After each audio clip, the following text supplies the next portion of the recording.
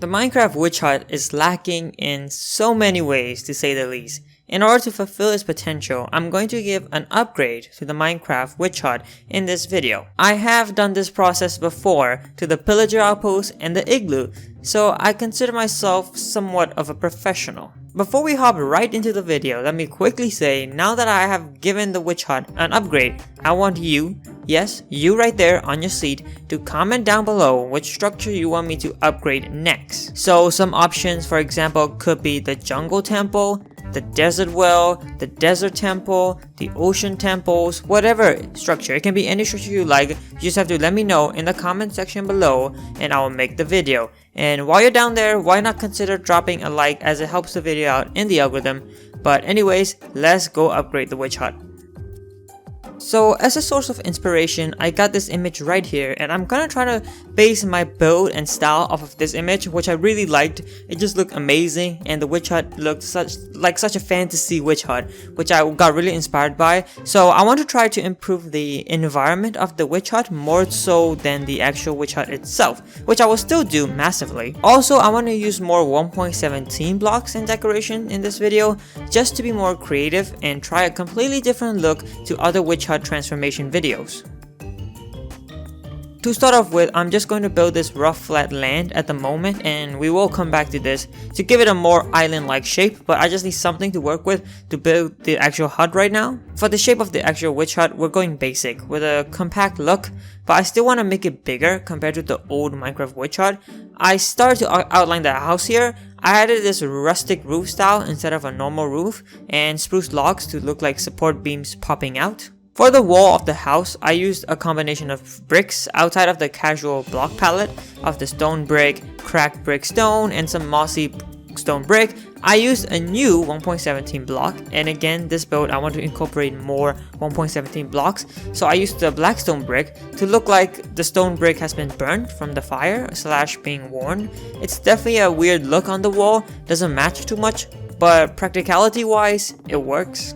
Then I added some chain lanterns around, used this blue one because it looked more witchy, if you know what I mean. Then I ended the house off with some rock platform on the entrance and a broken glass look at the top using tainted glass and glass panes.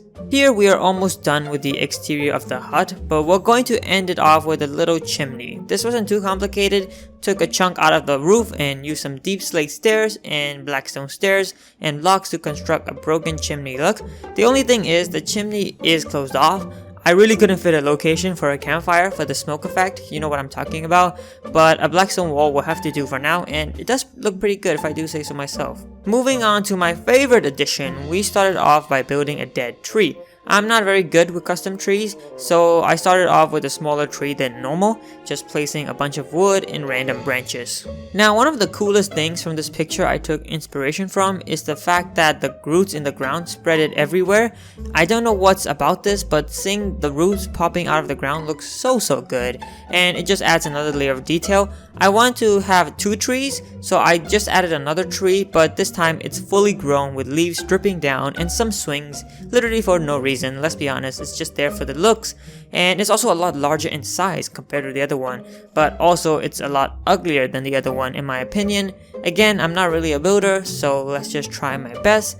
And again, I got to add that root through the ground effect. God, I love that look, it's so nice. Now, I want to finish up the island a bit here. I know this doesn't look like an island right now because it just looks like a flat surface, so let's fix that. I'm going to be going around the edges to round it off and add layers to the island. It still doesn't look the best, to be fair, but at least it fits around with the swamp theme in this little pond area that I'm building here. For the island, I didn't want a smooth, well-crafted island. I wanted to make the island look a bit more muddy, water pockets everywhere, and a rough style to fit more with the swamp. And I think I executed it pretty well. Let me know in the comments what you think, but I think it's not the best looking, but it definitely looks like a rustic theme, if you know what I mean. To check off another feature I want to add off the list is I'm going to build a little boat dock at the edge of the island. I don't know what made me think witches rides boats, but look around, there's so much water, the witch has to use something to get her and her cat or something from one place to another. The dock was one of the easier features to add. It was a minimalistic look, Not the most functional dock with just a barrel there, and even the fake boat I added just for aesthetics purposes, so the dock continues to be the most useless feature on this island, but is a pretty beautiful addition if I do say so myself, so we gotta keep it. The final piece to the puzzle for the island is going to be the graveyard. We just have to add a graveyard for the witch hut upgrade. It doesn't make sense not to. It's more of a mini graveyard that I built here than a full-blown graveyard, but it's probably more realistic in terms of how Mojang updates things. They likes it nice and compact, no huge structure, and that rounds off all our decoration for the exterior of the island or the island itself. We got the dock, we got the graveyard, we got some trees, and the actual house. It's looking pretty good, not too much stuff, and it's not feeling cramped in. They all have their little spaces, and I like how it looks so far. So now we'll move into the interior of the witch hut. This house I built was just enough to fit a living space and an attic, which is perfect because that's all I really needed. I didn't want to make this huge. So starting off with the living space, we just had to add a boiling cauldron that every stereotypical witch house contains. We just had to. Every movie, every witch house, they have this cauldron thing that the witch uses to stir up whatever she does. And we also spiced it up using some blackstone, giving it a burnt look around. Again, this just had to be there because it made sense. A lot of things that I'm doing in this video are just making sense. That's not how I usually do things. I do completely random things. But also another thing that makes sense is we also decided to splash in the candles everywhere with some extra details like paintings and cobwebs. So far the interior looks very cozy. Now here is where things are about to make a little bit of less sense. Now in this corner I want to add some controlled mess. I don't know what my mindset was here, but it was just another of my bizarre ideas, and I felt like a witch hut needed a bit of mess, just a bit of mess, to show some relatability. We all have that mess around our house, even witches, and I want to add some character to the witch. You know, the witch's personality needs some character. She can't be all, neat and tidy. She has to have some bit of mess. And this is what I came up with. So random, a boat and a bunch of plants. I don't know what I was thinking here, but you have to live with it. You're watching the video, you have to live with it. Now we move on to the attic. The attic was just there for the purpose of providing a bedroom for the witch. It was toned down in detail compared to the first floor. It was a lot toned down. The first floor was packed, and the second floor was a little bit more spacious.